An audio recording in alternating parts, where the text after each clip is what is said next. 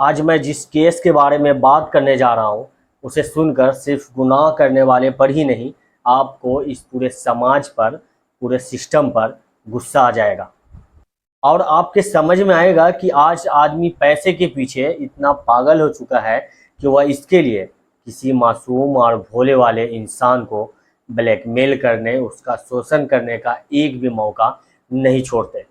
खैर, आगे बढ़ने से पहले आपसे एक ही रिक्वेस्ट, आपने हमारे channel story by UK sunlight को सब्सक्राइब नहीं किया है तो कर लीजिए। 7 सितंबर 2023 देहरादून के रहने वाले एक रिटायर्ड बैंक अधिकारी अजय सक्सेना अपने किसी फ्रेंड को पिकअप करने के लिए न्यू दिल्ली एयरपोर्ट पर खड़े थे।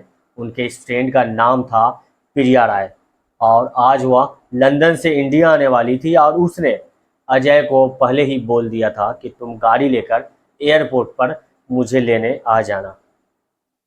उसका काफ़ी देर तक वेट करते रहे लेकिन प्रिया एयरपोर्ट से बाहर ही नहीं आई। उसका फ़ोन भी स्विच ऑफ आ रहा था।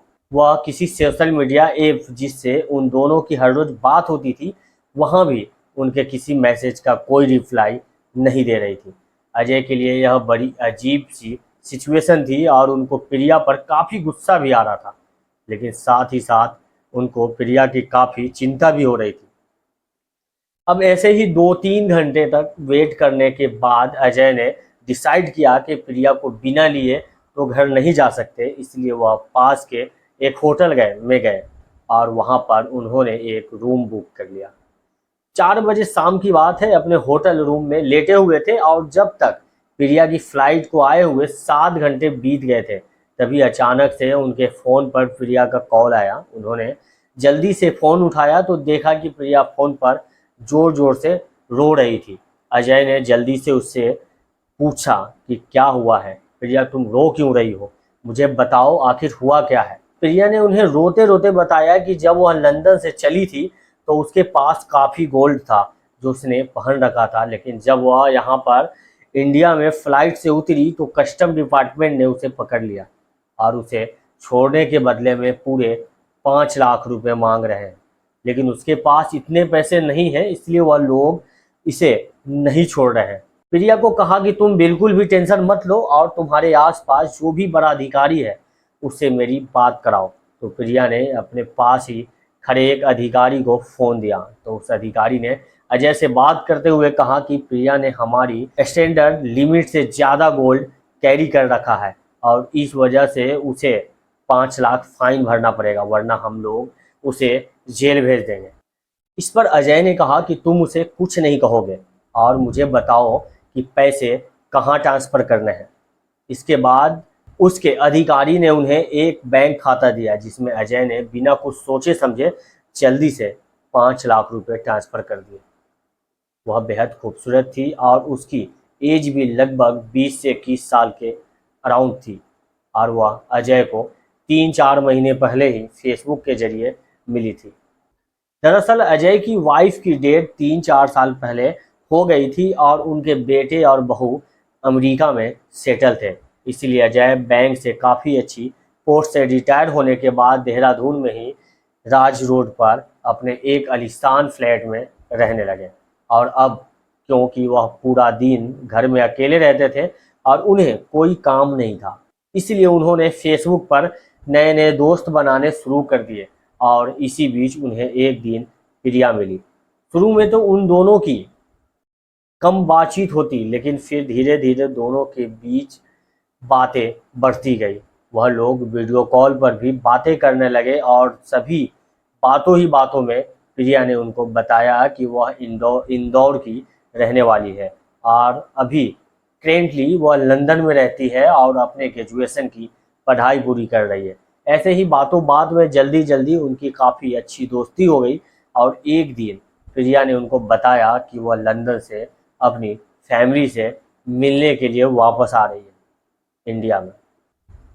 तो फिर क्या था, अजय ने न्यूज़ सुना तो खुश हो गए और उन्होंने खुद ही प्रिया से कहा कि जब तुम यहाँ पर आओगे तो मैं खुद तुम्हें एयरपोर्ट पर पिकअप करने के लिए आऊँगा। खैर, यूँ ही करेंटली 5 लाख ट्रांसफ़र करने के बाद अजय खुश थे और प्रिया से मिलने के लिए उनको एक एक मिनट कई कई घंटे की तरह लग रही थी। अजय प्रिया से मिलने के लिए तैयार हो ही रहे थे कि तभी उनके फ़ोन पर प्रिया का एक और कॉल आया। वह अभी भी रो रही थी। जब अजय ने पूछा कि तुम अब क्यों रो रही हो, तो उसने बताया कि यह लोग अभी भी नहीं छोड़ रहे हैं और उसने करीब 20 लाख की डिमांड कर रहे हैं। अदरवाइज लोग हमें तो छोड़ देंगे, लेकिन यह सारा गोल्ड जो हमने पहन रखा है उसे जब्त कर लेंगे, जिसकी कीमत लगभग 20 लाख से ज़्यादा है। और अजय भी काफ़ी टेंशन में आ गए, लेकिन उनसे प्रिया का ऐसा रोना देखा नहीं जा रहा था। तो उन्होंने उसे कहा कि तुम बिल्कुल चिंता मत करो, और उन्होंने जल्दी से जल्दी किसी तरह से 20 लाख रुपए इंतजाम करके कस्टम अधिकारी के बताए हुए अकाउंट में ट्रांसफ़र करवा दिए। अजय यह सब इसलिए कर रहे थे क्योंकि वह अब कहीं कहीं न कहीं प्रिया से इमोशनली अटैच हो चुके थे। उन्होंने किसी भी हालत में अपनी एकमात्र दोस्त इस प्रिया से मिलना चाहते थे। अब थोड़ी ही देर बाद अजय के फ़ोन पर प्रिया का कॉल आया। उसने अजय को शुक्रिया कहा। वह काफ़ी ज़्यादा खुश थी, लेकिन साथ ही साथ उसने यह भी बताया कि यह लोग उसे एयरपोर्ट से बाहर नहीं आने दे रहे हैं और उसे वापस कर रहे हैं। इसलिए अनफॉर्चुनेटली वह आज अजय से नहीं मिल पाएगी। इतना कहकर जल्दी से फ़ोन काट दिया और फिर अपना फ़ोन स्विच ऑफ कर लिया। अजय को लगा शायद प्रिया से यह कॉल कट गया होगा, इसलिए वह बार बार फ़ोन पर कॉल ट्राई कर रहे थे, लेकिन प्रिया का नंबर लगातार स्विच ऑफ जा रहा था। इसके बाद अगले दिन सुबह ही दुखी मन से अजय वापस हो गए। फिर वो काफ़ी ज़्यादा दुखी रहने लगे। जब उनके बेटे को अमेरिका में इस बात का पता चला तो वह अमेरिका से इंडिया उनसे मिलने के लिए आ गया। उसने अजय से पूछा कि पापा, आप इतने उदास क्यों हो? अगर आपको कोई प्रॉब्लम है तो प्लीज़ मुझे बताओ। लेकिन अजय ने उसे कुछ नहीं बताया, क्योंकि इस उम्र में अपने बेटे से अपनी उस पोती की उम्र की गर्लफ्रेंड के बारे में जिक्र भी नहीं कर सकते थे।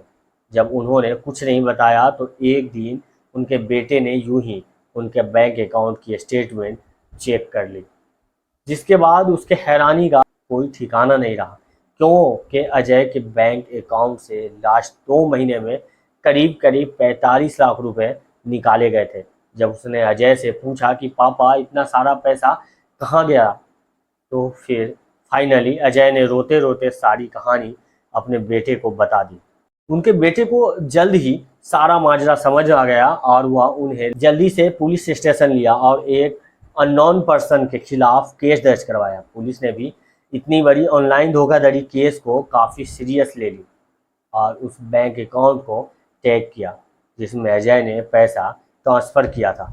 इसके बाद पुलिस को करीब 8 महीने लगे और उन्होंने असली आरोपी को पकड़ लिया। फिर उधर से जो इंसान प्रिया बनकर अजय से 3-4 महीने से बात कर रहा था, वह असम का रहने वाला एक लड़का था जिसका नाम विक्रम सिन्हा था।